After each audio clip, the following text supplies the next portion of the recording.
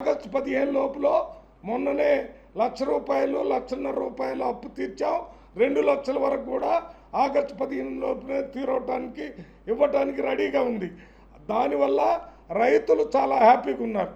దాంతోపాటు ఉద్యోగాలు రాగానే 30,000 తర్వాత 30 ఇంకా వేరే నోటిఫికేషన్లు ఇచ్చి ఉద్యోగాలు ఇవ్వటమే కాకుండా మొన్న అసెంబ్లీలో మనం జాబ్ క్యాలెండర్ని డిక్లేర్ చేసి ఏ సంవత్సరానికి ఆ సంవత్సరం ఎన్ని ఖాళీలు అవుతున్నాయో చూసి లెక్క ప్రకారం ఉద్యోగాలు ఇవ్వాలి చెప్పడం వల్ల నిరుద్యోగులంతా సంతోషంగా ఉన్నారు.